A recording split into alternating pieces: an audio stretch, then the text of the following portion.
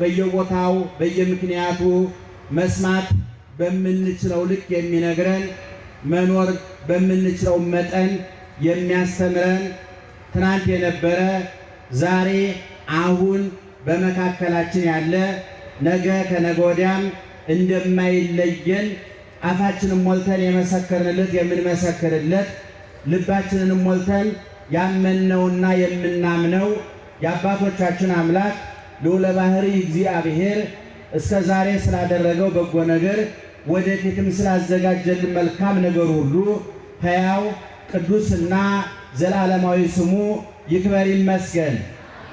ይክበር ይመስገን። ይክበር ይመስገን። ጆሮአችሁን ይክፈት፣ አንደበታችንን ይፍታ።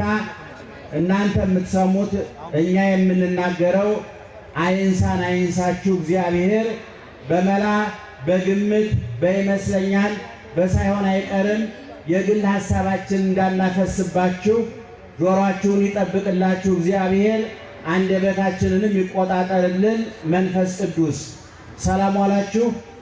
በኦርቶዶክሳዊ ተዋሕዶ ቤተክርስቲያናችን ሥርዓትና መመሪያ መሰረት የዛሬው ሰንበት ስብከት ይባላል።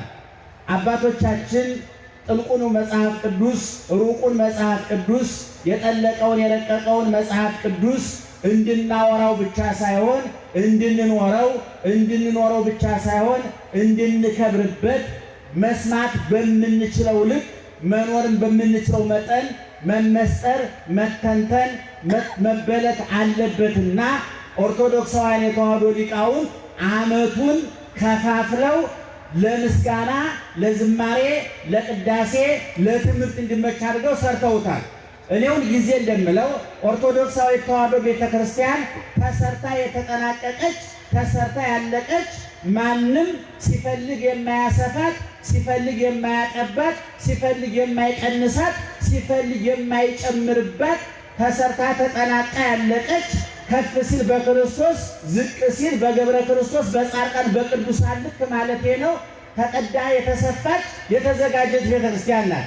ዛሬ ከታኅሳስ 12 ጀምሮ እስከ ታኅሳስ 29 ድረስ ያሉትን 3 እሁዶች አባቶቻችን ለየሰንበቱ ስያሜ በመስጠት ለየሰንበቱ የሚቀደሰው ቅዳሴ፣ የሚዘመረው መዝሙር፣ የሚሰበከው ወንጌል፣ የሚነበበው መልእክት፣ ምስባኩ ከመዝሙረ ዳዊት ሶስት መስመር ቀንሰው ቆንጥረው በማምጣት ከዕለቱ በዓል ጋር በማመሳሰል አዘጋጅተውልናል። ስለዚህ የዛሬው ሰንበት ስብከት ይባላል። እንደምታውቁት ይሄ ዘመነ ጾመ ነቢያት ይባላል። ሁላችሁ ታውቁታላችሁ።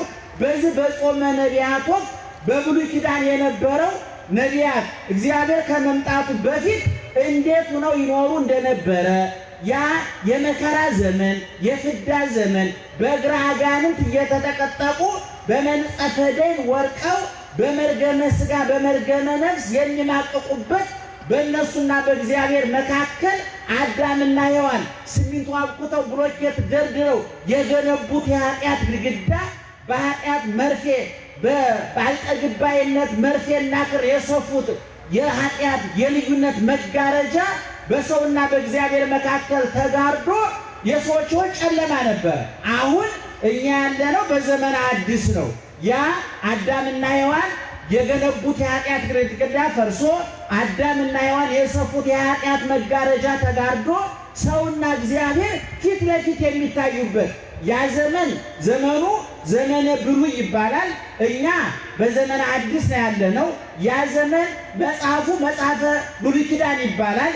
የኛ አዲስ ኪዳን ይባላል። የዛ ዘመን ሰዎች የብሉይ ኪዳን ሰዎች ሰባ ብሊት የብሉይ ኪዳን ሰዎች ይባላሉ። እኛ ደግሞ የአዲስ ኪዳን ሰዎች እንባላለን።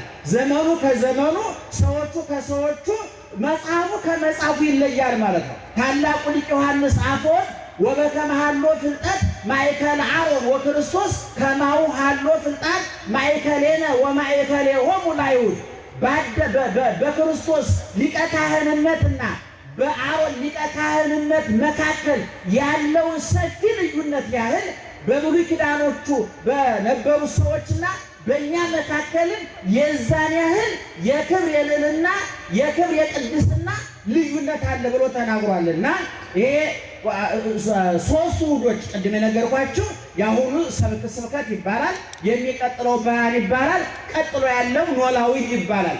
ለዚህ ቀን የሚሆን አባቶቻችን ከወንጌሉ አንዳንድ ምዕራፍ ከመልእክታቱ በቅዳሴያችን ሰዓት እስከ ጻኡ ድረስ ፍሬ ቅዳሴና ስርዓተ ቅዳሴ እንለዋለን።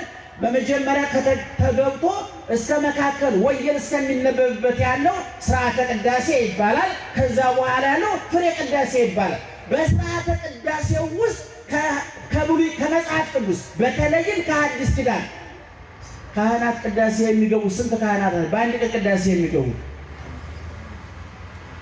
ቅዳሴ ለመቀደስ ስንት ካህን ያስፈልጋል? እናንተ ነው አይታችሁ አመልጥ ታስቀድሳላችሁ አይደል? ንገሩኝ እስኪ። ባህር ዳር ሰላም ናችሁ? ኧረ ይሄ እየተላለፈ ነው። የአዲስ አበባ ሰው ይታዘባችኋል። እኔ ከዚህ በፊት ተናግሬያለሁ። መቼም ከአዲስ አበባ ሰባኪ ማምጣት ከአዲስ አበባ ወደ ጎጃም ጤፍ እንደመጫ ነው የምቆጥረው። እውነቱን ለመናገር በጣም ነው የማዝነው እኔና እኛ ለመማር ነው የምንመጣው ወደዛ አካባቢ እንጂ ለማስተማር ብዙ መምጣቱ አስትራፊ አይደለም። እና ከአዲስ አበባ ወደ ጎጃም ቅቤና ማር አይጫንም ታውቃላችሁ። ከዚህ ወደዛ ነው ቃለ እግዚአብሔር እንዲሁ ነውና ዙሮ በአንድ ቅዳሴ ውስጥ 5 ካህናት ይሳተፋሉ። እነዛ ከ5ቱ ካህናት 4ቱ የሚያነቡት ምንባብ ተመድቦላቸዋል። ዋናው ቄስ ወንጌል ያነባል። ሁለተኛው ቄስ የሐዋርያትን ሥራ ያነባል። ዋናው ዲያቆን ከቅዱስ ጳውሎስ ከ14ቱ የቅዱስ ጳውሎስ መልእክት ለዛ ቀን የተመደበውን ያነባል። እንደገና ሁለተኛው ንፉ ዲያቆን ደግሞ ከ7ቱ መልእክታት 7ቱ መልእክታት የምንላቸው ቅዱስ ጴጥሮስ፣ ያዕቆብ፣ ዮሐንስ፣ ይሁዳ የዮሐንስ ራእይም አልፎ አንዳንድ ጊዜ ይገባል። ከነዚህም ንፉ ዲያቆን ያነብ። እኔ የኢትዮጵያን ቤተክርስቲያን በልኳ በመጠኗ በልዕልናዋ ልክ እንኳን ጠላቶቿ ወዳጆቿ እንኳን ሰፍረን ቆጥረን ለክተን እንደማናውቃት የማውቀው እኔ በቤተ ክርስቲያን ወንጌል አልተሰበከም፣ መጽሐፍ ቅዱስ አልተነገረም የሚሉ የዋጅላጅሶች ይገጥሙናል። በቅዳሴያችን ሰዓት ቅድም እንዳነገርኳቸው በሐዲስ ኪዳን ውስጥ ያሉት መጻሕፍት ሁሉም ይነበባሉ። ወንጌሉን ዋናው ቄስ ያነባል። የሐዋርያት ሥራ የሚባለውን ንፉ ቄስ ያነባል። የመጀመሪያው የዋናው ዲያቆን ከ14ቱ የቅዱስ ጳውሎስ መልእክት ለዛ ቀን የተመደበውን ያነባል። ሁለተኛው ዲያቆን ወይም ንፉ ዲያቆን ደግሞ የምንለው ከ7ቱ መልእክታት አንዱን ያነባል። ይሄ ንባባቸው ራሱ ቅደም ተከተል አለው። መጀመሪያ ጳውሎስ ይነበባል። ከዛ ቀጥሎ የሐዋርያት ሥራ ይነበባል። ከዛ የጴጥሮስ መልእክት ይነበባል። ከ7ቱ መልእክታት ከዛ ወንጌል ይነበባል። ወንጌል በሚነበብበት ጊዜ ዣንጥላ ተይዞ መብራት በርቶ፣ ምክንያቱም ወንጌል እመ መጻሕፍት ናት፣ የመጻሕፍት እናት ናት። ወላዲተ መጻሕፍት እመ መጻሕፍት ወንጌል ናት። የሚገርማችሁ ሐዋርያው ቅዱስ ጳውሎስ ወንጌልን ሲተረጉም ወንጌል 2 ትርጉም ነው ያለው። አንደኛ መጽሐፉ ነው፣ የማቴዎስ ወንጌል፣ የሉቃስ ወንጌል፣ የማርቆስ ወንጌል፣ የዮሐንስ ወንጌል 4ቱ ወንጌላውያን የጻፏቸው በጥቅሉ 89 ምዕራፍ ያለው 4ቱ ወንጌላውያን የጻፉት 4ቱ ወንጌላት አሉ። ይሄ በመጽሐፍ ደረጃ ነው። ቅዱስ ጳውሎስ ግን ወንጌልን ከዘመን ጋር ከመጽሐፍ ቁጥር ጋር ያገናኘው በአጠቃላይ ከልደተ ክርስቶስ እስከ ምጽአተ ክርስቶስ ያለው ዘመነ ሐዲስ በጠቅላላ ዘመነ ጸጋ ዘመነ ምሕረት በጠቅላላ ክርስቶስ ከተወለደ የጥሉ ግድግዳ ከፈረሰ የለያየር መጋረጃ ከተቀደደ በግራ አጋንንት ከመጠጠቅ በመንጸፈ ድል ከመውደቅ የተረፍንበት ወደ ቀደመ ርስታችን ወደ ገነት ወደ ቀደመ አባታችን ወደ እግዚአብሔር የተመለስንበትን ዘመን በጠቅላላ ወይም ደግሞ ስለዚህ የሚናገሩት መጻሕፍት በጠቅላላ ወንጌል ብሎ ይጠራቸዋል። በዚህ በገላትያ ምዕራፍ 3 ላይ ቁጥር 8 ስታነቡ እግዚአብሔር ይህንን ወንጌል አስቀድሞ ለአብርሃም ሰበከለት ይላል። ይሄ ልብ አድርጉ። ክርስቶስ ከመወለዱ ከ2000 ዓመት በፊት አብርሃም በዘርዕከ ይትባረኩ ሁሎሙ አሕዛብ የምድር አሕዛብ በዘርህ ይባረካሉ ብሎ የክርስቶስ ገና ሳይወለድ ወንጌል ሳይሰበክ ወንጌላውያን ወንጌልን ስለመጻፋቸው ከ2000 ዓመት በፊት በዘርህ የምድር አሕዛብ ይባረካሉ ብሎ ነግሮታል። ኢይቤሎ በአዝርዕቲከ በዘሮችህ አላለውም። አላይ ቤሎ በዘርእከ ዘውእቱ ክርስቶስ በዘርህ አለው። ዘርህም ያለው ክርስቶስን ነው ብሎ በአብርሃም ዘመን የተነገረውን የእግዚአብሔርን ቃል ወንጌል ብሎ ወስዷል። ስለዚህ ወንጌልን ስንረዳ ሁለት ነገር ነው ማለት ነው። አንደኛ መጻሕፍቱ አራቱ ወንጌላውያን የጻፏቸው አራቱ ወንጌላት አሉ። በጥቅሉ 89 ምዕራፍ ያላቸው ክርስቶስ ከጽንስ እስከ ዕርገት ድረስ ያስተማረውን ጥልቅ ትምህርት፣ ያደረገውን ድንቅ ተአምር፣ ያሳየውን የሰራውን እጅግ አስደናቂ ትሩፋት ወንጌላውያኑ ከሞላ ጎደል ከብዙ በጥቂቱ የጻፉበት ወንጌል ይባላል። የማቴዎስ፣ የማርቆስ፣ የሉቃስ፣ የዮሐንስ ወንጌል ማለት ነው። ይሄ መጽሐፉ ነው። በጥቅሉ ግን ዘመነ ሐዲስ በጠቅላላ ወንጌል ተብሎ ይጠራል። ዘመነ ወንጌል ተብሎ ይጠራል። እና እንግዲህ ቤተክርስቲያናችን ወንጌል ተከብራ መጋረጃ ዣንጥላ ተይዞ መብራት በርቶ በክብር ወንጌል የሚነበበው። ምክንያቱም የጳውሎስ መልእክት ቢባል የጴጥሮስ መልእክት ቢባል ሐዲስ ኪዳን ብትለው ብሉይ ኪዳን በጠቅላላ የዞረ ድምር ውጤቱ የታየው በክርስቶስ ነው። ክርስቶስ ባይወለድ ኑሮ ብሉይ ኪዳንም ሐዲስ ኪዳንም አይኖርም ነበር። የክርስቶስ ዋና ትምህርት የተጻፈው ደግሞ በአራቱ ወንጌላውያን ስለሆነ ማለት። ስለዚህ አባቶቻችን ይሄንን ቃሉ ብዙ ነው፣ መጻሕፍቱ ብዙ ናቸው። እንደየቦታው እንደየጊዜው እንደየሁኔታው መጥነን ቆንጥረን ለክተን ንባቡ ለጆሮአችን፣ ምስጢሩ ለአእምሮአችን፣ ኃይለ ቃሉ ለሕሊናችን ማረፊያ እንዲሆን ሰፍረው ቆጥረው ለክተው በዚህ ጊዜ ይሄን አንብቡ፣ በዚህ ጊዜ ይሄን ቀድሱ፣ በዚህ ጊዜ ይሄን ዘምሩ ብለው ነግረውናል። ዛሬ የተነበበው ወንጌል ቅድም እንደተናገርኩት የዮሐንስ ወንጌል ምዕራፍ 1 ከቁጥር 44 እስከ መጨረሻው ድረስ ነው። ክርስቶስ በዮርዳኖስ ከተጠመቀ በኋላ 3 ስራ ሰርቷል። አንደኛ የሚተኩትን ሰዎች መርጧል። ወደፊት እሱ ያርጋል። እሱ ሲያርግ ለጊዜው በእግራቸው ለፍጻሜው በስራቸው የሚከተሉትን ቀንና ሌሊት የማይለዩትን ምስጢር ያልተከፈለባቸውን ሲጠይቁ እየመለሰ ባይጠይቁ እንኳን ለበውክሙኑ የተናገርኩት ነገር ገብቷቸዋል፣ እዚህ ላይ ጥያቄ የላችሁም፣ ይሄን ነገር ተረድታችሁታል እያለ ራሱም እየጠየቀ እነሱም እየጠየቁ ነገ እሱን ተክተው ዓለምን የሚያጣፍጡ ጨዎች፣ ዓለምን የሚያበሩ ሻማዎች ናቸውና በደንብ አድርጎ በቃልም በተግባርም ሊቁ እንደተናገረው የክርስቶስ ትምህርት የቃልም የተግባርም ትምህርት ነው። ይናገራል፣ የተናገረውን ያደርጋል። ይትናገር ትሑታተ ወይገብር አብያተ። እግዚአብሔር ትልቅ ነገር ትንሽ ነገር ይናገራል፣ ትልቅ ነገር ያደርጋል። ንሕነሰ ሰብእ እኛ ሰዎች ግን ንትናገር ብዙኃ ወይንክር ህዳጠ ገቢረ። ብዙ እንናገራለን፣ ጥቂት እናደርጋለን አለ። ትንሽማ 1-2 ብርጭቆ ጠላ ከቀመሰ ሳይንቲስት ነው፣ በቃ ጠፈረተኛ ነው። በቃ የማይሆነው ነገር የለም። ደጀ ሰላም ዲያቆኑ ሁሉ ሲገባ ይባላል ነገ ድጓ ቤት ሄዳለሁ ነው የሚለው በቤተ ክርስቲያን። ነገ መጽሐፍ ቤት እገባለሁ። ጠላው ሲተን ስሜቱ አብሮ ይተናል፣ ይበላል። በትምህርት ቤት ታውቃላችሁ፣ ብዙ አስተማሪዎች ክላስ ገብተው ብላክቦርድ ላይ ይለቀልቁና አያስረዷችሁም። በኋላ የሚያመጡት ፈተና ከድንጋይ ይከብዳል። እንዲያውም አንዳንዶቹ ቲቸር ገሌ ትምህርታቸው ቀለል ያለ ነው፣ ፈተናቸው ከባድ ነው ይባላሉ። ምክንያቱም መምህሩ ለመታወቅ እንጂ ለማሳወቅ አልፈለገም ማለት። እግዚአብሔር ግን መስማት በምንችለው ልክ የሚናገር አምላክ እና ሊቁ ሲናገር ምን አለ? ይትናገር ትሑታተ ወይገብር አብያተ። ትንሽ ይናገራል፣ ትልቅ ያደርጋል። እኔ የዓለም ብርሃን ነኝ በሉ እስኪ። የማን ብርሃን ነኝ? ይችን ለማለት ስንት ሰከንድ ይፈጅ? 3-5 ሰከንድም አይፈጅም አይደለም? ግን አይን ማብራት ግን በ5 ሰከንድ አይቻልም። ኢየሱስ ክርስቶስ እኔ የዓለም ብርሃን ነኝ ብሎ ትንሽ ነገር ይናገርና ወዲያው በደረቅ ግንባር አይን ፈጥሮ ያሳያል።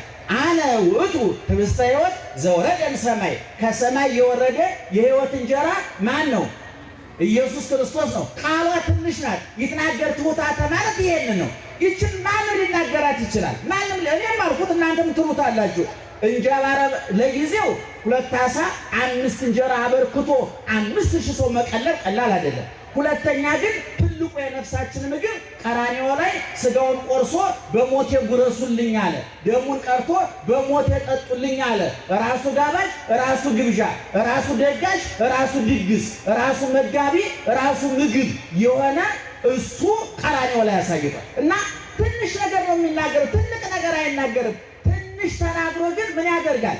ትልቅ ነገር ያለ ለይኩን ብርሃናት አበይት ውስተ ገጸ ሰማይ፣ በሰማይ ላይ ትልልቅ ብርሃናት ይሁኑ አለና ዛሬ ሳይንስ ዳክሮ ሊደርስባቸው ያልቻሉትን ፀሐይ፣ ጨረቃ፣ ከዋክብትን ለይኩን ብሎ በትንሽ ቃል ዛሬ ዓለምን የዓለም ሳይንቲስቶች ተመራምረው ገና እስካሁን ድረስ ከዓለም ከህዋ ሳይንስ ዩኒቨርሲቲ የሚባለውን ገና 94 ከመቶ ምን እየተከናወነ እንደሆነ አይታወቅም። እግዚአብሔር ሰውን ሲፈጥር በቀላሉ ነው የፈጠረው። አልወጣም አልወረደም፣ ጭቃ አላቦካም፣ ሌላ ምርምር አላደረገም። ምክንያቱም እኛ የሙከራና የምርምር ውጤቶች አይደለንም። የባህሪያዊ ዕውቀቱ የመመሪያ የትእዛዝ ውጤቶች ነን። ዛሬ እኛን ለመፈወስ የዓይን ሐኪም ለብቻ ነው፣ የጥርስ ሐኪም ለብቻ ነው፣ የኩላሊት ሐኪም ለብቻ ነው፣ የጉበት ሐኪም ለብቻ ነው።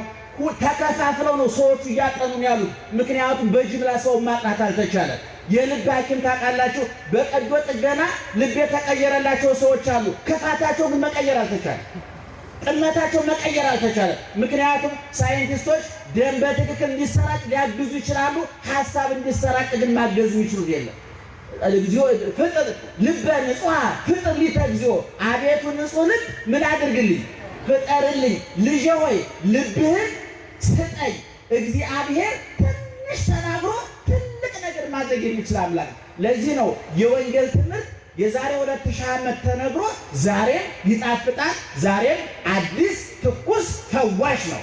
የወደቁትን ያነሳል፣ የረከሱትን ይቀድሳል። እግዚአብሔር ኢየሱስ ክርስቶስ የሚበላ ዳቦ ነው ለተራቡ፣ የሚጠጣ ውሃ ነው ለተጠሙት፣ እርቃን ሸፋኝ ሙቀት ሰጭ ነው ለተራቆቱትና የነፍስ ብርድ የህሊና ብርድ ለተሰማቸው፣ ዘመድ ጤና ገንዘብ ለከዳቸው፣ ገደሉ ሜዳ ቀኑ ጨለማ ለሆነባቸው ሰዎች ሁሉ እግዚአብሔር ፈውስ መድኃኒት ነው እና በዚህ በወንጌሉ ውስጥ ኢየሱስ ክርስቶስ ያስተማራቸው ትምህርቶች ተጽፏል። ይገርማቸው ትምህርቶቹ የተወሳሰቡ አይደሉም፣ የተራቀቁ አይደሉም። ከአቅም በላይ ሆነው የሚያስጨንቁ፣ ከአቅም በታች ሆነው የሚናቁ አይደሉም። የእኛ ትምህርት ታውቃላችሁ፣ የግማሾቻችን ከአቅም በላይ ሆኖ ያስጨንቃል፣ የግማሾቻችን ደግሞ ከአቅም በላይ ሆኖ ይናቃል።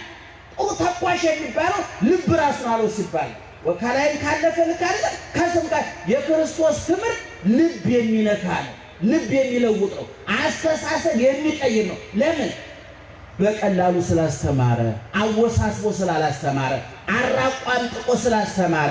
በእውነት ኢየሱስ ክርስቶስ እንደ ጌትነቱ እንደ አምላክነቱ ቢያስተምር እንኳን እኛ እነ ሚካኤል እነ ገብርኤል አይሰሙትም። ነገር ግን እኛ በምንረዳው ኩሽና ገብቶ እርሾ አንዲት ሴት መቼም እርሾ የሚያውቅ የለም። እርሻ ቦታ ሄዶ በዘር ነጋዴው ሱቅ ገብቶ በወረብ ወንዝ ወርዶ በሚጠመደው አሳና አሳውን በሰው መረቡን በወንጌል ዓለሙን በባህር አጥማጆቹን በሐዋርያት መስሎ በጣም በቀላሉ እንድንረዳው አድርጓል። ምክንያቱም ክርስቶስ ሰዎች እንዳደንቁ ሳይሆን እንዲድኑ ነው የፈለገው። ዛሬ እኛ ብዙ አድናቂ አለን፣ ይገርማቸዋል። ብዙ አጨብጫቢ አለን።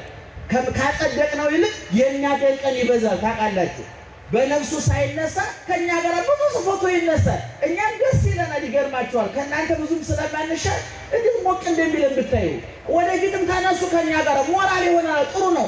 የክርስቶስና የሐዋርያት ዓላማ ግን ሰዎች እንዲለወጡ ማድረግ ነው፣ እንዲቀየሩ ማድረግ ነው። ምዕመናን ትምህርት 3 አይነት ለውጥ ማምጣት አለበት። ደህና ዋላችሁ?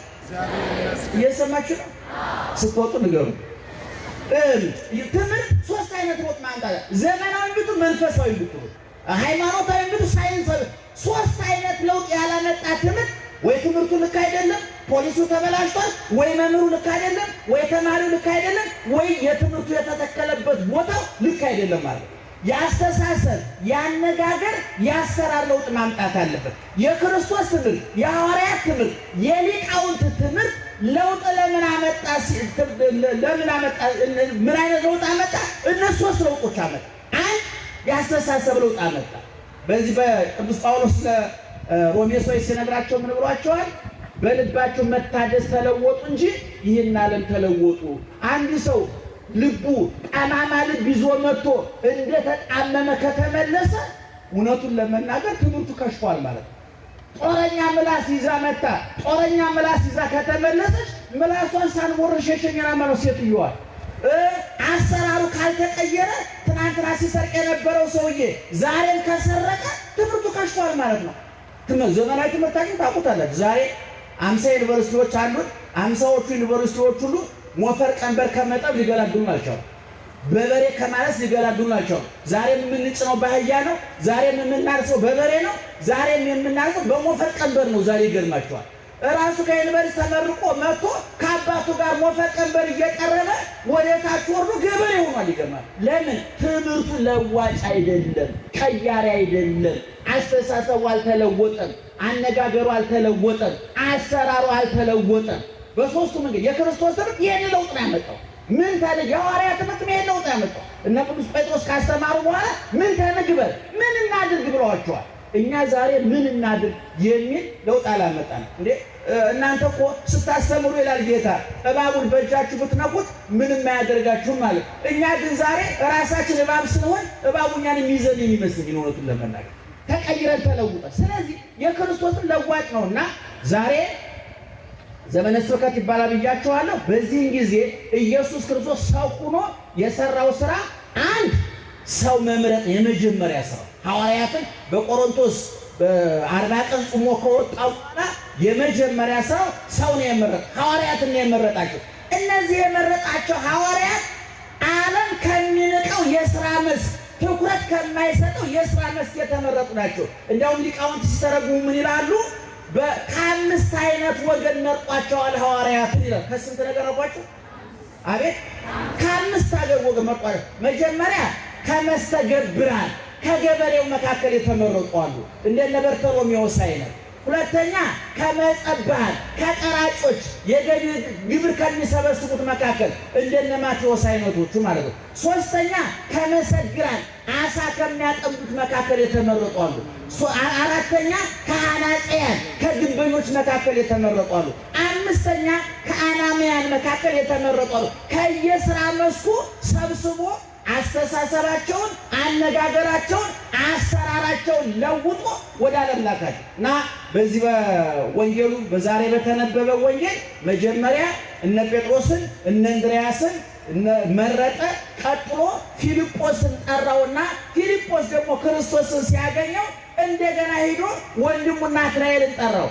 ምን ብሎ ነው የጠራው? ኧረ ናትናኤል ሙሴ በኦሪት ነቢያት በትንቢት የተናገሩለትን በደንብ ስሙ ይመናል። ሙሴ በኦሪቱ ዘጸአፈ ሙሴ ወነቢያት ነቢያት በትንቢታቸው የተናገሩለትን የናዝሬቱን ኢየሱስ የዮሴፍን ልጅ አገኘ ነው ያለው። ደህና አደራችሁ? ደህና ዋላችሁ?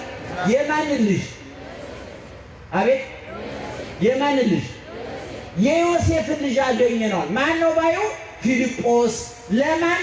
ለናትናኤል ምስክርነት ሰጥቶት ማለት ነው። ና እስኪ ኧረ እባክህ አለ ናትናኤል ከናዝሬት ደግ ሰው ሊወጣ ይችላል ወይ እምትለኝና የናዝሬት ጠባይ አንድ አይነት አይደለም። እንግዲህ አንዳንድ ሰፈር አለ አይደለም? የነገሌ ሰፈር አሁን አዲስ አበባ የሀብታሞች ሰፈር ተብሎ የተመደባለ፣ የድሆች ሰፈር ተብሎ የተመደባለ፣ የባለስልጣኖች ሰፈር ተብሎ የተመደባለ። እንግዲህ ሀብታሞቹ ሰፈር ያልታወቀባቸው በመኪና የተጠለሉ ድሆች አሉ። ድሆቹ ሰፈር በድህነት የተጠለሉ ደግሞ ሀብታሞች ሊሆኑ ይችላሉ። የዓለም ስያሜ ነው። ናዝሬት የምትባለው የወሮ በላ የማጅራት መቼ ሀገር ናት። አዳማ ናዝሬት እያልኳቸው አይደለም እንዳታጣሉ። ኢየሩሳሌም ያለችው ነው። ደህና ዋላችሁ? የኢየሩሳሌም ነው። ይችኛዋ እንደ ባህር ዳር ናት። ያው እንደ ባህር ዳር እንደ ደሴ በቃ የወሮ በለች ሁላችንም።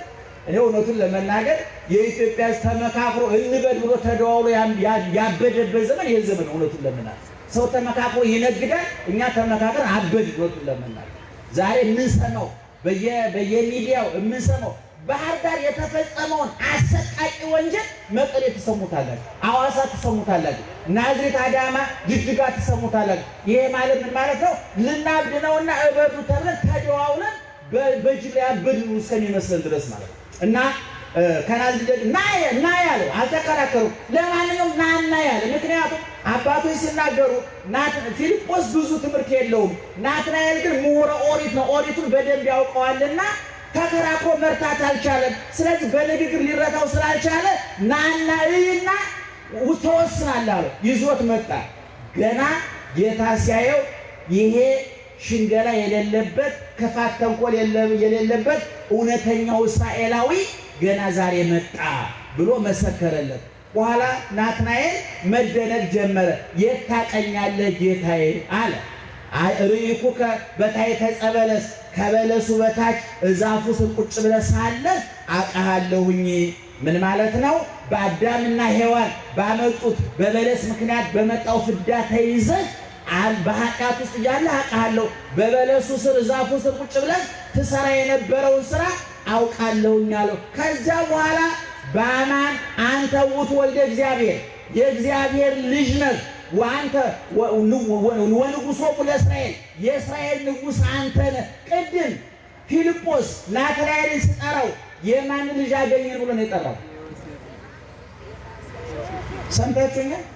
የማን ልጅ አገኘን ብሎ ነው የጠራው? ጮክ ብላችሁ ንገሩ በደንብ። የማን ልጅ? የዮሴፍን ልጅ አገኘን ብሎ ነው የጠራው። ናትናኤል ግን ከመጣ በኋላ ተምሮ ተቀይሮ በሚያየው ነገር ተቀይሮ የዮሴፍ ልጅ እንኳን አገኘሁ ነው ያለው አይደለም። የማን ልጅ አለው? የሕያው እግዚአብሔር ልጅ የእስራኤል ንጉሥ አንተ ነህ አለው። ፊልጶስ የሰጠው መረጃ እንዳቅሙ ነው። እውቀት ያድጋል። ምዕመናን እውቀት ያድጋል። በቤተ ክርስቲያናችን ወጣኒ ማዕከላዊ ፍጹም የሚባል አለ። ወጣኒ ጀማሪ የሚባል እኛ ጀማሪም አይደለንም ገና ሁሉም ስለሌለንበት እንደው በመጽሐፍ የተጻፈውን የምንናገረው ወጣንያን የሚባላሉ፣ ማዕከላውያን የሚባላሉ፣ ፍጹማን የሚባላሉ። እነዚህ በወጣንነታቸው የራቀውን ያያሉ፣ በማዕከላዊነታቸው የረቀቀውን ያያሉ፣ በፍጹምነታቸው የሩቁም የረቂቁም ባለቤት የሆነውን እግዚአብሔርን ያያሉ ቅዱሳን ሲበቁ። አሁን ፊልጶስ የሰጠው መረጃ ምንድን ነው ያለው? ነቢያት የጻፉለትን፣ ሙሴ የጻፈለትን፣ ነቢያት ትንቢት የተናገሩለትን የናዝሬቱን ኢየሱስ የዮሴፍን ልጅ አገኘ ነው ብሎ ተናገረ። አሁን ናትናኤል ሲመጣ ግን እውነትህን ነው የዮሴፍ ልጁ አይደለም ያለው። መጥቆ አልፎት ሄደ። ይገርማቸዋል። አልፎት ሄደ። አንተ የሕያው እግዚአብሔር ልጅ የእስራኤል ንጉሥ ነህ አለው። ይሄን ናትናኤል አታድንቅ፣ ገና ወንዝ ዘየዐቢ ፍሬዕ፣ ገና የበለጠ ነገር ታያለህ። እንዘ ይትረኃዋ ሰማያት፣ ሰማያት ሲከፈቱ ታያለህ። ወመላእክት እንዘ ይዐርጉ ወይወርዱ ሀበ እጓለ እመሕያው፣ መላእክት ወደ ሰው ልጅ ሲወጡ ሲወርዱ ታያለህ። ገና መላእክት ደረጃ ትደርሳለህ። ገና ትረቃለህ፣ ትመጥቃለህ። መንግሥተ ሰማያት አስገቢ፣ አስወጪ፣ አጽዳቂ፣ ኮናኝ፣ ሰጭ፣ ነሽ ትሆናለህ። ገና ትልቅ ደረጃ ትደርሳለህ ሲለው ነው ብለው ሊቃውንት ይናገራሉ። ለዛሬ የተፈለገው ምንባብ ሙሴ በኦሪት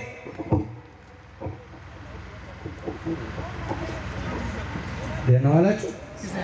የሆነ ነገር አደረገብኝ እንግዲህ የሆነ ጥሩ ነገር ሳይሆን አይቀርም። መቅረጫ ነው ዛሬ ቀራጩ ስለሆነ ደህና ዋላችሁ። ስለዚህ ምዕመናን ባጭሩ ኑና እዩ ነው። አያችሁ ናትናኤልን ፊልጶስ ናትናኤልን የረታው መጥቶ ማየት ነው። እኔ ኦርቶዶክሳዊ ተዋሕዶ ቤተክርስቲያን እድለኛ ቤተክርስቲያን ስለሆነች ለስሜት ሕዋሳት የሚስማሙ ስራዎች አሏት። በዓይን የሚታይ ጽላቱ፣ ታቦቱ፣ ጸናጽሉ፣ ከበሮው፣ እምነቱ፣ ጸሎቱ አለ። በጆሮ የሚሰማ ዜማው፣ ቅኔው፣ ትርጓሜው አለ። በአንደበት የሚቀመስ የክርስቶስ ሥጋ አለ፣ የክርስቶስ ደም አለ። የሚለበስ ጸጋ መንፈስ ቅዱስ አለ። ሁሉ የተትረፈረፈላት የተሟላላት ቤተ ክርስቲያን ናት። ነገር ግን እቺ ቤተ ክርስቲያን በየዘመኑ ፈተና ይበዛባታል። በየዘመኑ ማዕበሉ ወጀቡ ከአራት ወገን ይመጣባታል ብዬ አምናለሁ። እኔ የመጀመሪያ ፈተናዎቿ ራሳቸው ልጆቿ ናቸው። ራሳቸው ልጆቿ ናቸው። ከውስጥ ወደ ውጭ የሚገፏል፣ ከውጭ ወደ ውጭ የሚገፏል።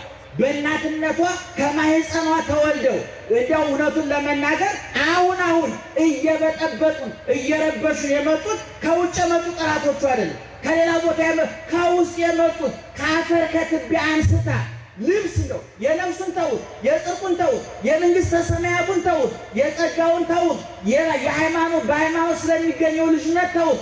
በሥጋዊ ኑሯቸው ከትቢያ አንስታ ከአፈር አንስታ እንዴት ዋላችሁ የሚላቸው ሰው ያልነበሩ የሌላቸውን ሰዎች ከባዶነት አንስታ በልተው ጠጥተው ለብሰው እንዲኖሩ ያደረገቻቸው መልሰው በእሷ ላይ ሰቆናቸውን ያነሱ፣ ጣታቸውን የቀሰሩ፣ ምላሳቸውን ያስረዘሙ፣ እርግማን የሚተፉ ልጆች ከውስጥ የመጡባት ናቸው። እነዚህ በየዘመኑ ተነስተዋል። ታውቃላችሁ፣ በክርስቶስ ጉባኤ ሲበጠበጥ የነበረው የክርስቶስ ጉባኤ ከውጭ አይደለም። የዮናስ መርከብ ልሰጥም የነበረው ከውጭ ማይበር፣ በውጭ ከመጣው ማይበር ሞገድ አለ።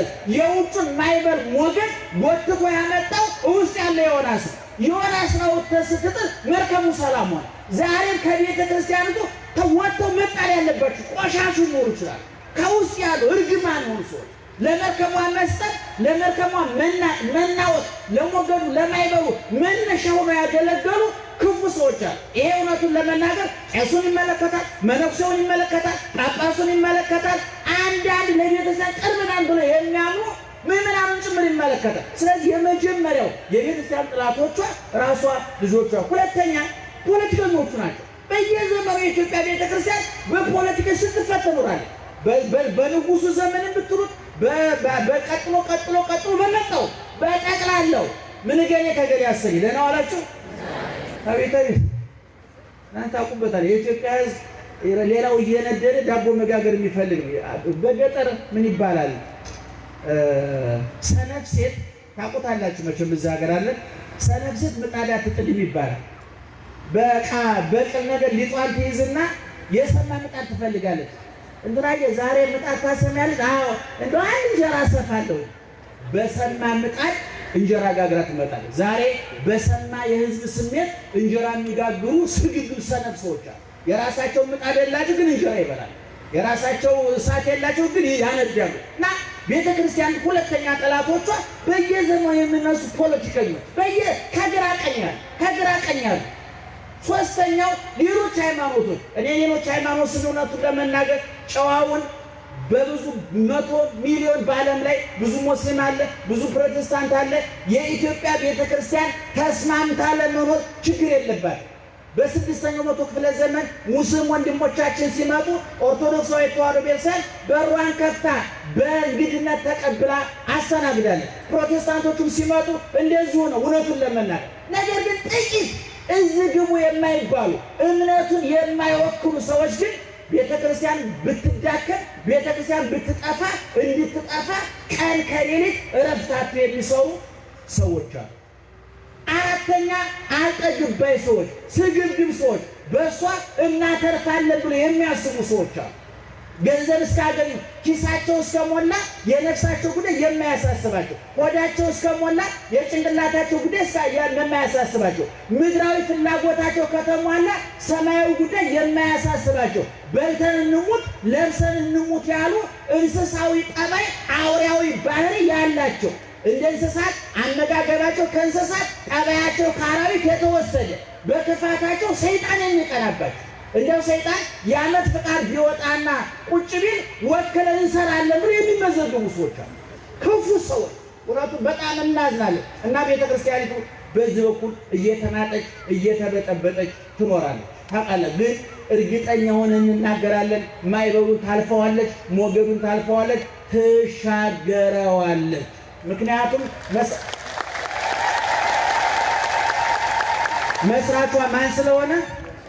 መስራቿ ማን ስለሆነ ቅዱስ ጴጥሮስ እኔ ማን ነኝ ብሎ ለጠየቀው ጥያቄ ክርስቶስ አንተ የሕያው እግዚአብሔር ልጅ ነህ ብሎ ሲመልስ ክርስቶስ ምንድን ነው ያለው? አንተ ውእቱ ወልደ እግዚአብሔር ያው አንተ አለት ነህ። በአንተ አለትነት ላይ ቤተክርስቲያኔን እሰራታለሁ። ዋላ ቅጽ ሲኦልኒ እየሄይልዋ የገሃነም ደጆች አያናውጧትም ተብሎ ቃል ተገብቷል። መስራቿ ትናንትና ነበረ፣ ዛሬ ያለ፣ ለዘላለም ይኖራል። ዘመን አይሽረውም፣ ቦታ አይቀይረውም፣ ሁኔታ አይገለብጠውም። እግዚአብሔር በምርጫ አይሸነፍም። እግዚአብሔር መፈንቅለ መንግስት አያሰጋውም። እንኳን አሁን ዓለም ሳይፈጠር ንጉሥ ነበረ። ዓለምን ፈጥሮ ንጉሥ ነው። ዓለምን ማሳልፎ እንደነገሰ ይኖራል። ቤተ ክርስቲያን ደግሞ የማን ቤት ናት?